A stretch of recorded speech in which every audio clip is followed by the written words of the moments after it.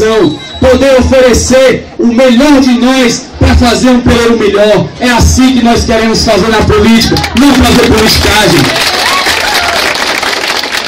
Não tenho apego a cargo. Eu quero poder ter a oportunidade de, nesse tempo de 4 anos que eu tenho, fazer um bom trabalho para aqueles que votaram em mim e para o meu estado. É por isso que eu estou aqui.